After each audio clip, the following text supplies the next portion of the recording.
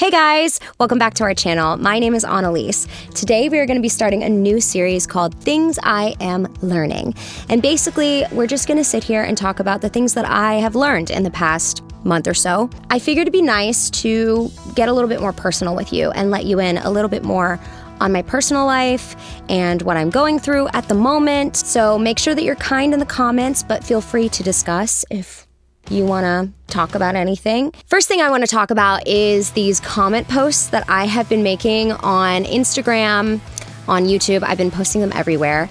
Basically, if you haven't seen any of them, they're just like shorts that I made with our song Therapy in the background and clips from our music video and things like that.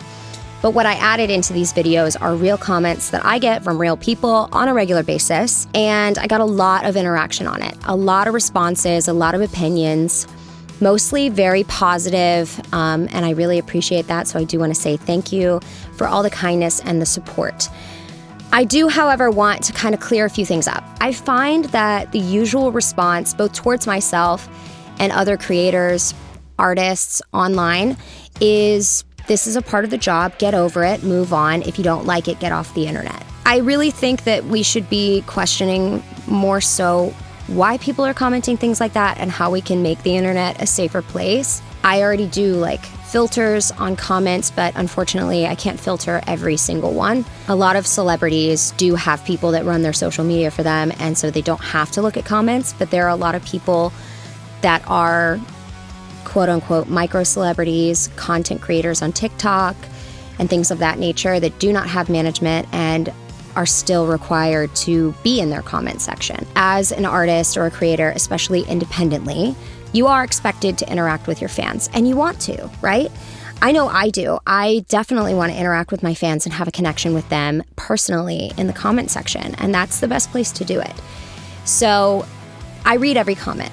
And a lot of content creators do the same. Now, I also want to clear up that yes, there are a lot of positive comments, and yes, I appreciate them so much.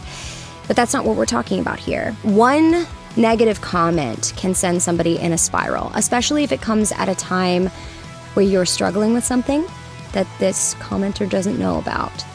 A lot of people are dealing with mental health issues, mental illness. Some people are dealing with EDs, or trauma, the list goes on and on. I think for me, what has always been the most triggering to receive is those that sexualize me. There are a lot of comments that really make me uncomfortable. There are a lot of comments about my body and the way that I look, and those comments really affect me because I have been essayed and I have dealt with that situation. So while I'm very comfortable in my body and I'm very secure with the way that I look, I definitely don't enjoy strangers sexualizing me. Overall, commenting on someone's body, period, is not okay. It's just not. The reason that I posted about it is because I feel like it's not exactly welcome to talk about it as much from a creator's perspective. I want to share my art, and I want it to be a safe space, especially for my fans. You should see the DMs. You should see the Reddit pages about me. There are Reddit threads that completely sexualize my body. My personal information has been posted online, and that makes me feel very unsafe and uncomfortable. It goes much further than just a couple comments on YouTube or TikTok or Instagram. And so I want to talk about it. Will I single-handedly end harassment online? No, I won't. But can I maybe, possibly, inspire and influence someone to think before they type by talking about it? Maybe. So I'm going to try. I'm worried about the people that will receive comments like that in the wrong place at the wrong time. It could cause serious damage to them and their families. And so that's why I talk about it, for them. Cool. Now that we've cleared that up, moving right along. Let's talk about something a little more lighthearted. Okay, something else that I have recently learned in the past is that I love, love, love cottage cheese. I know that sounds really stupid, but I have a point, I promise. See, for the longest time, I hated cottage cheese with a passion. I just didn't like the way that it looked, honestly, and the texture. But then on TikTok, everybody was eating cottage cheese. There was cottage cheese toast. There was people dipping it like dipping their raw broccoli in cottage cheese. And I thought it looks so good for some reason.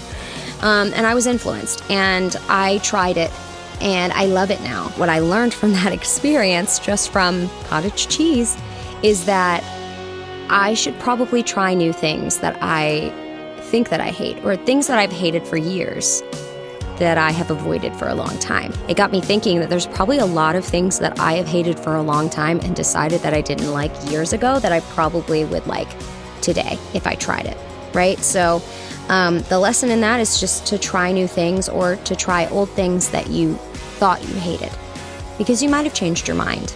Another thing that I have been reflecting on in the past couple of months is my will, want, and ability to spend more time with people that I love. So I'm busy a lot of the time. I'm working a lot of the time. And because I work for an independent band, my schedule is anything but predictable. I was not making time for my friends or my family. I'm really lucky that I do, at this point in my life, have friends that are really patient with my schedule and what's going on with me and supportive. But I just felt like I could do better. I'm trying to say yes more when I get invited to do things. And it's been really wonderful after I have a night out on the town with my friends and I'm exhausted because I got off work and then I went out and I've got to work early in the morning. I always think to myself, I'm so glad I did that. Like, I just went out for my best friend's birthday and we had such a good time. I have a couple best friends here in Nashville that are actually from my hometown. And it's the craziest thing. It's just really cool having hometown friends here in Nashville. I love being able to see them more often and talk about the good old days and reminisce. But I really love making new memories with them. So I urge you, if you are not making enough time to socialize and you're convincing yourself that you don't need to socialize, yeah, you do. It's really healthy. Aside from that, I'm also trying to manage my time more when it comes to taking care of myself. I'm trying to go to the gym almost every day because I really enjoy going to the gym. I love it. It helps me manage my depression. I know a lot of people say that and it doesn't work for everyone. But for me, it is so helpful. It allows me to kind of distract my brain just for a little bit on something productive and healthy for me. I'm also trying to remember I need to rest. Burnout is not good for me. I'm trying to chase a dream here. And somebody actually told me something recently. When you are an entrepreneur, when you're an independent artist, when you're working for yourself, you need to treat yourself, the person who is creating this business and keeping it running, you need to treat yourself as the MVP. So the MVP in sports is the golden egg. They're so important. They go and they play the games and they work really, really hard. But when they're not playing the games and when they're not working really hard or, getting really fit in the gym, whatever, they get to go rest. And that is prioritized. Their rest is prioritized. Because if you overwork an MVP and you put him out there on the field or on the court, whatever sport you're imagining. I'm imagining basketball right now. You put him out on the court and he hasn't gotten enough rest, he might tear a ligament. And what use is your MVP going to be then, right? Even though I and my bandmates are the sole center of this business. And we're independent, so we are working really hard for ourselves day in and day out. Our team is very, very small. Very small team. In that world, you have to remember to slow down sometimes. Avoid burnout, relax, repair your muscles. I'm not an expert, but I'm trying. So another thing that I have recently started to internalize for myself, which sounds so silly. This may be sillier than the cottage cheese comment, but I accidentally, not at all on purpose, stopped drinking coffee. Now, I did have coffee today, okay? I'm not saying that I don't drink coffee at all, and I'm strict about it. I'm not. About 2 years ago, if you talked to me about coffee, it was a requirement for me to have a good morning. Like, I genuinely was the kind of girl that if I didn't get my coffee, stat in the morning as soon as I woke up, I would be a bitch. Okay, for lack of a better way to describe it. I don't know why it happened or whatever. Honestly, I think I kind of got lazy and I didn't want to make my coffee for myself in the morning, so I just kind of stopped doing it. And I was saving money on coffee, so that was nice. And I just out of nowhere, I woke up one day and I realized I haven't had coffee in like 2 weeks. Like, what? How? So I came to the realization that I don't need coffee to have a good morning. And that's good for me. I love that for me because caffeine is not the best for you. Okay, so I hear. I don't know if you know this about me, but when we travel, when we drive, we have a band van and I do all the driving. I have death anxiety. My dad died in a car accident, so I love to be the driver because I like to be in control of the car. So I do indulge in coffee, Celsius, energy drinks of some kind when driving because sometimes it is a necessity. I also just want to ease anybody's fears. If I were exhausted or if I needed somebody else to drive, I would let them. Don't worry, I will. But I'm capable and I actually like driving, so yeah. Okay, so we have one more topic to cover here, and this one is probably the one that I am currently reflecting and working through. So recently, I've been giving a lot of thought about forgiveness.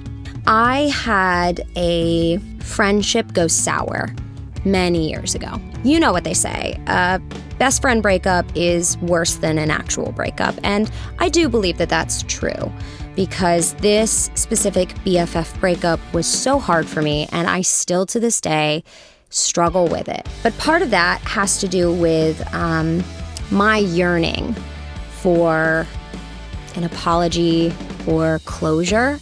What they had done to me was so difficult for me to stomach. It was so hard for me to understand, and it wasn't even so much that I was like angry with them. I wasn't angry. I was just so sad at them. And I felt really, really, really abandoned, I guess. When I confronted them about it, they made a lot of excuses. And in fact, they placed a lot of blame on me in a very indirect way. I guess a part of me thought, they're gonna come around. They're gonna see what they did wrong, and they're gonna see how they handled this wrong eventually. That never happened. It hasn't happened, and I don't think it ever will. But the thing is, forgiveness is not about them, or it's not even about rebuilding a bridge. It's not even about making everything okay again. Forgiving this person is for me, so that I can let go and move on from it. Waiting for closure is so unhealthy because you don't need closure. You know, you don't need that to move on. And you don't need that to forgive someone. I think what's hard for me about it is that, like, that's my old life. And they still are living in my old world. I'm grieving the loss of this old life I used to have that isn't mine anymore, and I don't want it back. I'm very different from the girl I once was back then, and I'm glad that I am. I think that I've changed for the better, and I'm very proud of myself. But during that time, a lot of things happened to me that changed me forever, and I'll never be able to go back because I have seen things that I can't unsee, you know what I mean? So that just means that I have a lot of work to do in that area. I don't want to hold this pain anymore. I'm carrying it on my back. Like, for what? For who? For why? It sucks and I don't want it, so I'm going to do something about it. And I hope that if you're going through anything similar at all, I hope that you do the same, because burying and bottling your pain doesn't make it go away. You're just burying it and bottling it for later. Best friend breakups suck, man. They really do.